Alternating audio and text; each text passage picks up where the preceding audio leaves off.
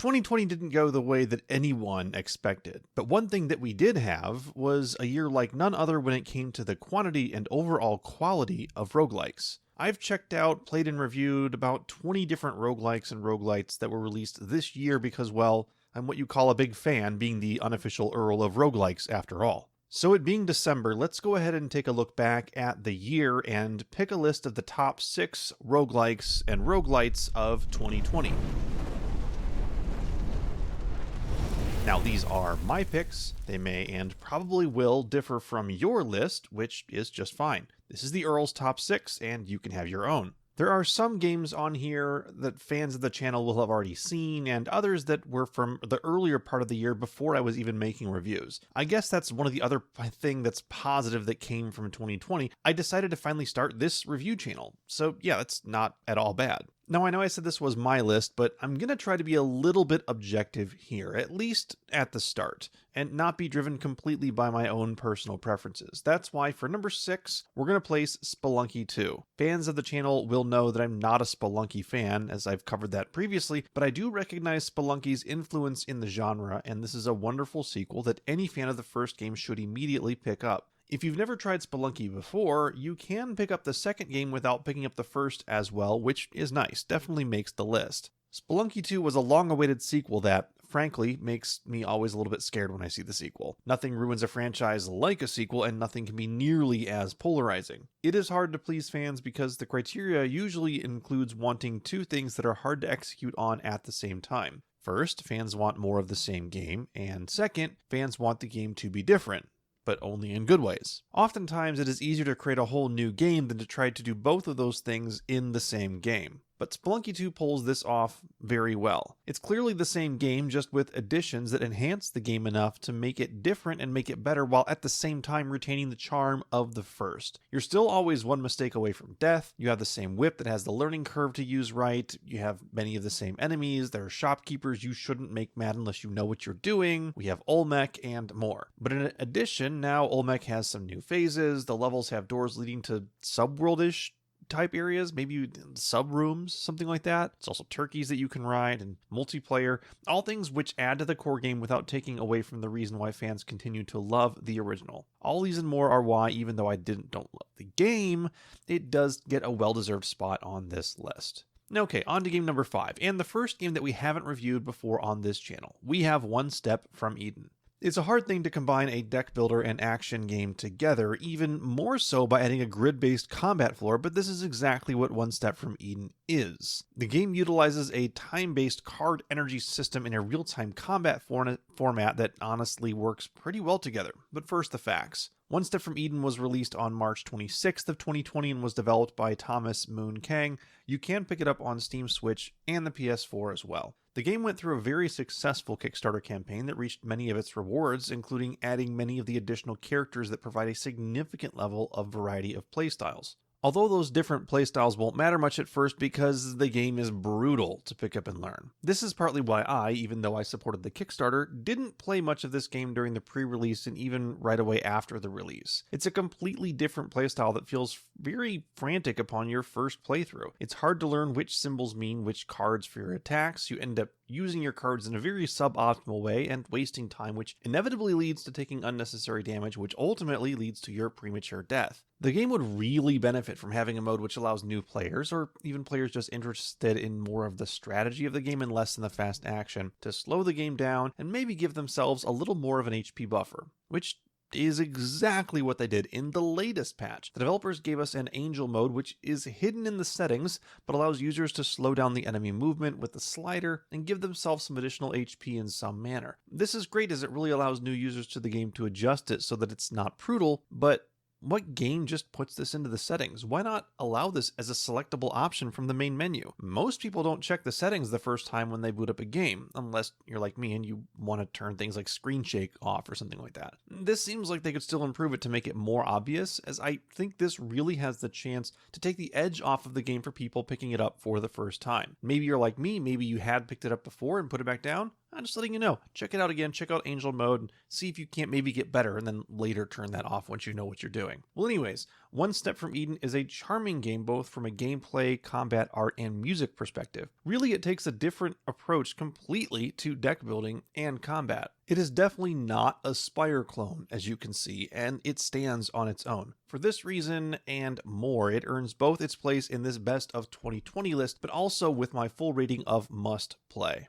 Game number 4 takes us back to another game we've already looked at on the channel a couple of times, and actually another roguelike sequel, Risk of Rain 2. Now, unlike Spelunky, Risk of Rain 2 made a completely different game from its original game, going from a platformer to a third-person shooter, but it did so while being very obviously the same game, more or less, and executed it very well. I won't go on at length about the game, but if you're looking for a co-op shooter game with character playstyle variety, then this is a must-play. Heck, even a solo shooter, this game holds up well. What's unique about Risk of Rain that I never really touched on in my other playthroughs and review is that the game offers a variety of playstyles through its different characters. You are never picking up different weapons in Risk of Rain, just items that enhance your character and attacks to make you more powerful, faster, deal status afflictions, etc. It does so in a very effective way that still allows you to break your build and have a blast while playing.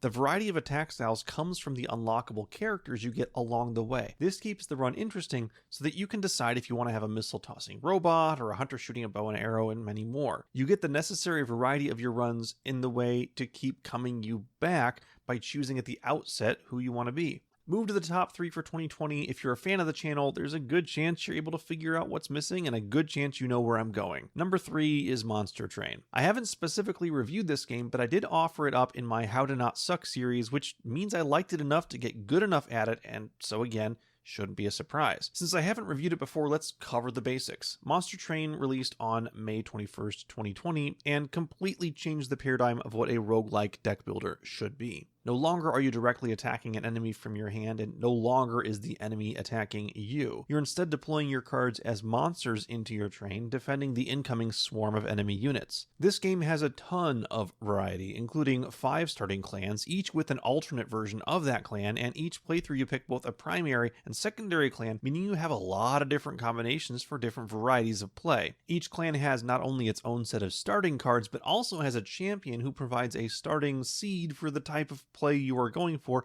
and the types of cards that you want to pick up to synergize with your overall build. The gameplay is very addicting, and the synergy types between the different cards is very well thought out. It's not a completely open-ended system. You can still get very broken builds thanks to the trigger-based effects of other items, and some form of synergy hunting will be required to achieve success at the higher difficulties, which they call adding covenant levels to their runs. I'm level 23 of 25 right now, typical skip fashion. I never just feel like I need to get to the hardest version of the game. I'm like the anti-completionist, I think. Not that I'm anti the completionist, far from that. His channel's actually amazing. I'm just not a completionist myself. I think Into the Breach is the only roguelike in my library where I've 100%ed the achievements, actually.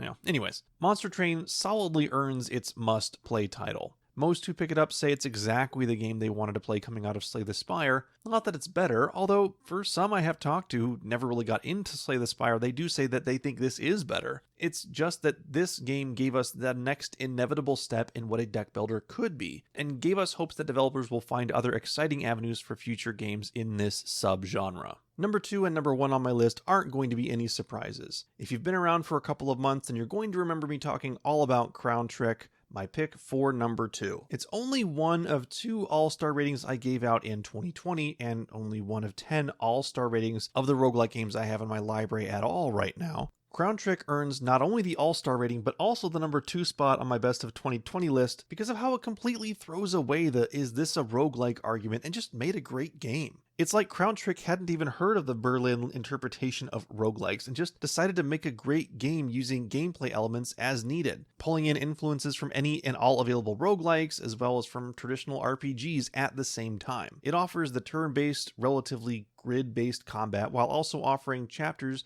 that need to be completed one area at a time. Death is semi-permanent in that you have to start an area over, or if you die, those are called dreams, but once you beat an area, it stays beaten and you progress the story along. Any traditionalist would and has tossed this game out as heresy, which is actually exactly why I love this game. It doesn't care whether or not it's following rules. This is a game. It literally can have its own rules, and it does so in an amazing way. None of the components of the game feel tacked on. It all works together in a cohesive system. I absolutely love the art style. The combat mechanics are complex and offer a variety of different styles and combinations. There are definite wrong ways to play this game, but there are lots of right ones you can choose from as well. This game was a surprise contender for 2020 that I wasn't even aware of until it released, and I'm glad I didn't miss out. Definitely deserving of the number 2 spot for roguelikes and roguelites in 2020. Okay, the time has come. Time for the number 1 roguelike/roguelite game of 2020. I mean, this isn't going to surprise you. Hades won 2 awards at the Game Awards this year, Best Indie Game and Best Action Game. Of course it's going to be the number 1 on my list, but I do have to say, I went on record shortly after it released that this was going to be my game of the year, and the more I played it, the more I was certain that I wasn't premature in my statement. Hades is a masterpiece, as I had said before in my previous review. Not only a great game in its own right, but a gateway to open up the roguelike genre to people who have never heard or never tried the genre before, much like Dead Cells did in 2018 for fans of Metroidvanias, and like Cadence of Hyrule did for Legend of Zelda fans in 2019. Hades, however, provided accessibility across the board to fans of gaming at large. Suddenly you have a roguelite that does not make gamers instantly frustrated when they die in their first run. Dying is built into the mechanic of the game from the start. The dialogue and the lore of the game depends on it, and you don't feel like you've wasted your time, which is often the largest hurdle when someone picks up a roguelike for the first time. However, being a great gateway for the genre doesn't instantly make you a great game. Rogue Legacy is arguably one of the first gateway games for the genre, but that doesn't hold up from a replayability perspective. Hades, however, does. The game went beyond just a one-time playthrough, and please don't get me started on New Game Plus modes, those rarely ever count. Hades built in a continued playing after that first, second, third, 14th successful run right into the gameplay loop. Even after you get to the end of the primary story loop of the game, there's still more story and more game and more reason to just keep coming back and keep playing. Hades has changed the expectation for a good roguelike and roguelite. The bar for greatness has been raised significantly with this release. What Hades showed us is that we can have a game with permadeath where permadeath doesn't rip you out of the story of the game, where repeated playthrough is a continuous timeline, and where there is no wasted run no matter how short. Every minute feels counted, and this is part of what will keep Hades relevant to the discussion of great action roguelikes for many years to come. So there we have it. Those were the best roguelikes and roguelike games of 2020. All of my reviews from this year and from previous years as well can be found over on skipmclazy.com in case you want to see how other games have fared that haven't been featured here in a review or in one of my lists. And don't worry, I'm not quite done for videos in 2020. There are still a couple of games being explored that I may get a review yet this year on. There are some other best of lists that are in the pipeline as well. Also, every other Friday you can hear Scott and I primarily talk about early access roguelikes over on the Roguelikes You Should Know podcast. Don't worry, I'll link to everything in the description as usual. And to all of my subscribers out there, thanks for helping the channel come alive in 2020. Looking forward to all that 2021 will bring. Thank you for watching, and we will see you next time.